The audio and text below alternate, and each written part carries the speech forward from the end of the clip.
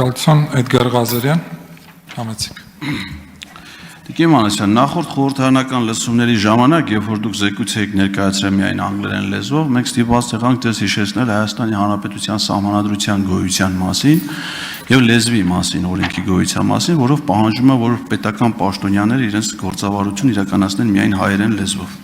Այս անգամ մենք ստիպված ենք ձեզ տեղեկացնել մարդու իրավունքների պաշտպանի մասին սահմանադրական օրենքի գոյության մասին, որի երկրորդ հոդվածը, որը սահմանում է մարդու իրավունքների պաշտպանի գործառույթները, սահմանում է հետևյալը.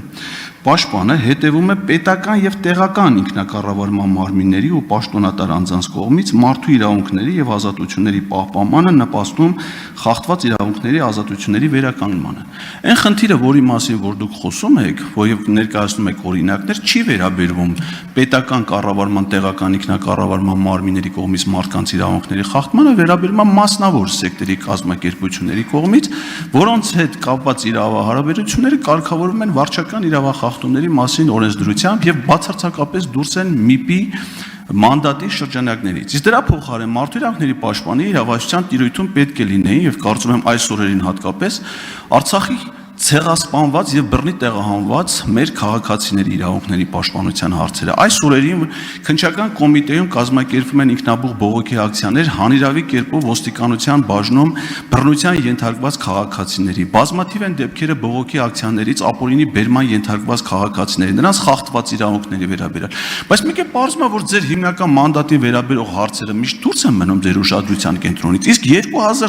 2024 թվականի դեկտեմբերի 19-ից, երբ որ դուք հրավիրվել եք Հանրային հեռուստաընկերություն Պետրոս Ղազարյանին հյուր, նրա տված առաջին հարցին, թե ոնց կամփոփեք 24 թվականի մարդու իրավունքների պաշտպանության իմաստով, առաջին խնդիրը առանձնացրել եք էլի աղմուկ առաջացնելով նույնիսկ Պետրոսի զայրույթը։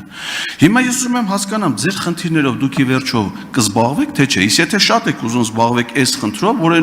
ես կարծում եմ էլի շատ կարևոր խնդիր է, ապա կարծում եմ, որ շատ հանգիստ կարող եք հրաժարական ներկայացնել մարդու իրավունքների պաշտպանի պաշտոնից եւ ստանձնել Պարեկի պաշտոնը, իդեպ պետությունը խրախուսում է կանանց ներգրավությունը բարեկային ծառայությունում։ Շնորհակալություն։ Շատ շնորհակալություն, պարոն Ղազարյան, ձեր նախ ելույթի, հետո հարցադրումների համար, ինձ այդ հարցադրումները հիմա հնարավորություն տվեցին մի քիչ ավելի լայն հանրային իրազեկումներ իրականացնել այս խնդիրների հետ կապված։ Նախ նշեմ, որ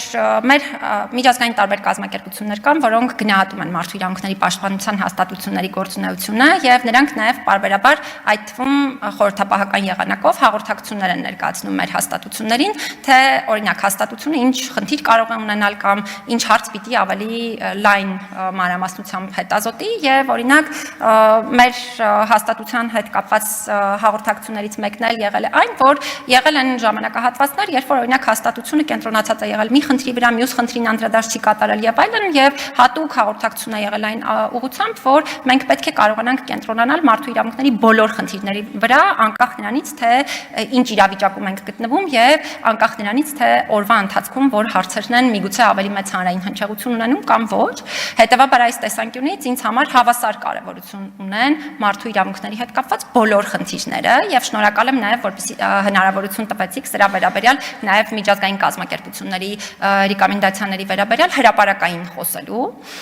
Այդ տեսանկյունից այս խնդիրը, այո, շատ կարևոր խնդիրներից է, ես չեմ ասի, որ դա ամենակարևոր խնդիրն է, բայց այն խնդիրներից է, որը ընդհանրապես մեր տիպի հաստատությունների կողմից Հայաստանում չի հասցեավորվում, մինչդեռ միջազգային պրակտիկայում շատ ակտիվ են մեր տիպի հաստատությունները այս խնդիրները հասցեավորելու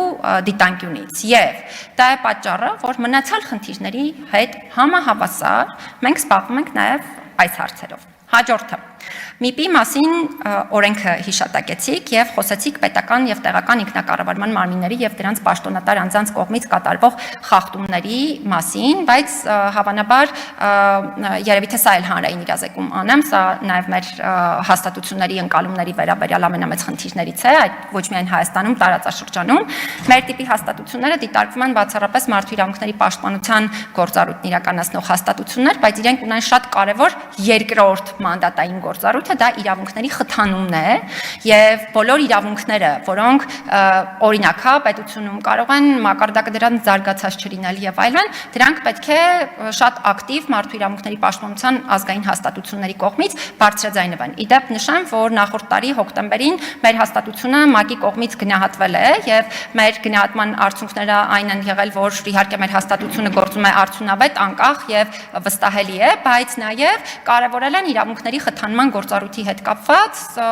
դարձյալ ակտիվ գործունեության շարունակումը, հետեւաբար անկախ նրանից թե մենք խոսում ենք որ մարմնի մասին, իրավունքների խթանման տեսանկյունից մարդու իրավունքների պաշտպանը ունի շատ լայն մանդատ, այդ թվում հանրային իրազեկումներ իրականացնելու միջոցով, ինչ վերաբերում է այս թեմային պետական եւ տեղական ինքնակառավարման մարմինների գործունեության հետ կապված մոնիթորինգային մեր գործառույթը, ապա պետք է նշեմ, որ այստեղ այո շատ հաճախ կարող ենք գործ ունենալ դեպքերի հետ, երբ խոսքը պետական եւ տեղական ինքնակառավարման մարմինների կողմից խախտումների մասին է։ Օրինակ, երբ անձնական տվյալներ են փոխանցվում դիմումատուների օրինակ հա տարբեր այլ անձանց։ Անձնական տվյալի փոխանցումը բնականաբար անձնական տվյալների պաշտպանության իրավունքի տեսանկյունից կարևորագույն հարցադրումներից մեկն է, որը պետք է հենց մեր տիպի հաստատությունների կողմից հասցեավորվի։ Ես մի օրինակ բերեցի ընդհանրապես, բայց օրինակները բազմաթիվ են, հա, օրինակ, չգիտեմ, եթե ոստիկանության ծառայողը պատշաճ չիրացնի նաև իր գործառույթը, սա եւս կարող է լինել խնդրահարույց այս ոլորտի հետ կապված։ Ինչ վերաբերում է մեր զեկույցների լեզուներին, ապա նշեմ, որ միավորված ազգերի կազմակերպություն ներկայացվող մեր այլընտրանքային բոլոր զեկույցներն են անգլերեն։ Մենք բոլորովին վերջերս ներկայացրել ենք նաև հաշմանդամություն ունեցող անձանց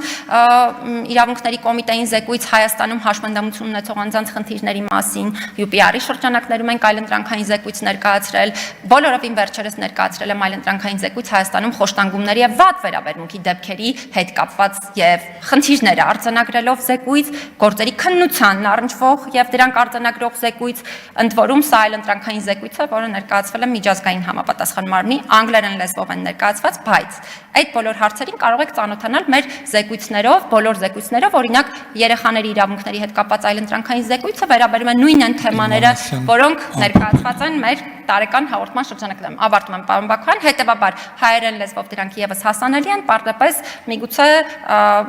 on-line հարթակում գտնվելու դրանց վայրը հասանելի չէ։ Մյուս խնդիրները, թե Արցախից տեղահանված քաղաքացիները, թե բռնության ենթարկվող քաղաքացիները ոչ միայն պարզապես իմ ուշադրության կենտրոնում են, այլ դրա հետ կապված, եթե ժամանակ լինի, կարող եմ շատ մանրամասն բոլոր հնարավոր գործիքներով, որոնցով